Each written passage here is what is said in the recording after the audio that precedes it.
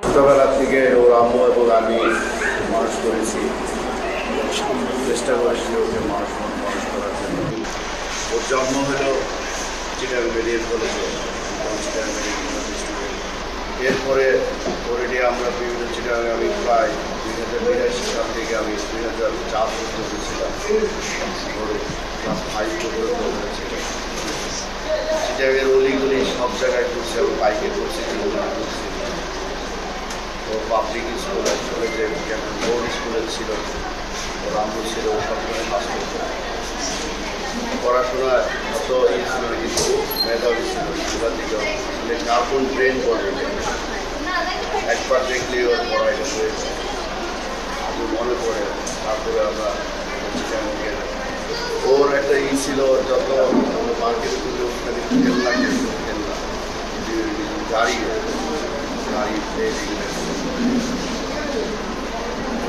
ওগুলোকে আবার সে বাসায় চালাইতো, ভাঙতো, দেখতো ভিতরে কি আছে।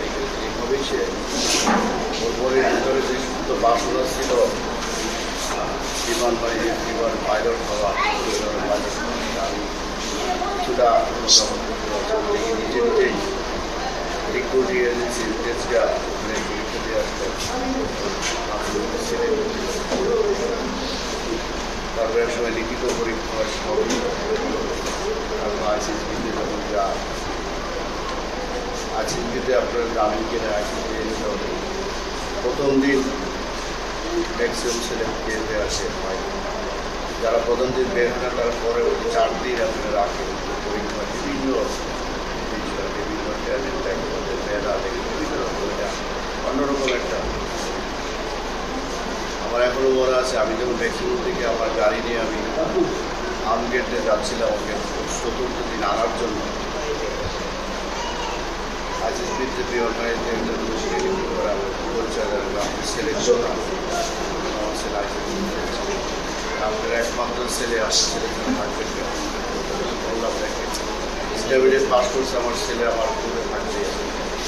তারপরে ওরা গ্রিন কার্ড পায়, তার মেডিকেল হয় সমস্ত কিছু। তারপরে 2010 সালের জানুয়ারি 10 তারিখে আমরা যশোর বিমান ঘাঁটিতে দিয়ে আসি। তখন থেকে আমি দিয়ে এসে মানিকগঞ্জ আবার শ্বশুরবাড়ি মনে আছে, আমি যে আধার কার্ড দিয়ে আসলাম প্রশিক্ষণ 2 বছর ভিত্তিতে প্রশিক্ষণের সমস্ত জায়গায় ছোটো বনার পাইছে। বিমান বাহিনীর ট্রফি, ফ্লাইং সমস্ত কিছুতে সে ফার্স্ট হয়। আমরা তো যখন পাঁচিগাঁওয়ের হয় আমরা গেছি, মনে আছে সে।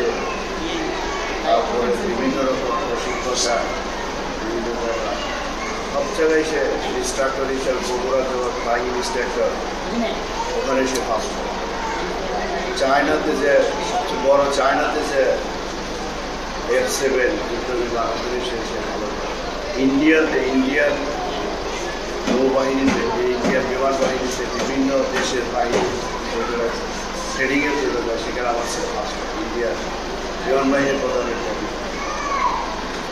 তারপরে তেজগাঁওতে জুনিয়র স্টাফ কোর্স আছে, সেটা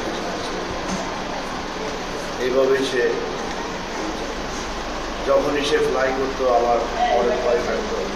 ফ্লাই করা মানে আসলে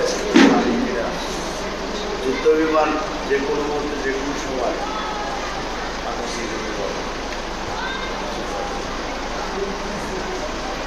ওর আম্মুকে সবসময় ওকে নিষেধ করতে হবে।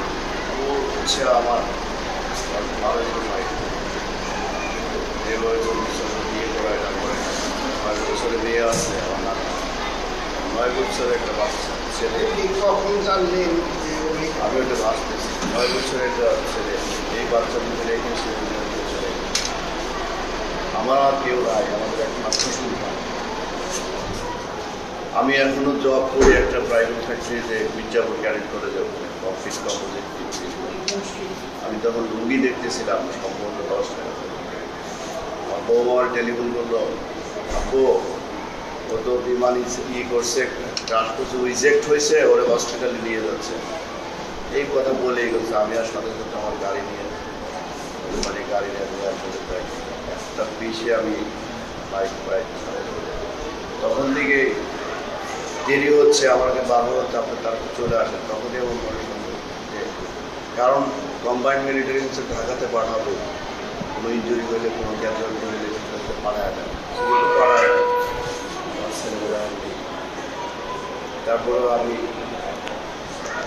একটা প্রাইভেট বিমানে যে নামলাম, যেটা পিসে আমাকে এয়ারফোর্সের গাড়ি দিয়ে নিয়ে এসে আমার ছেলে ঘুমাচ্ছে।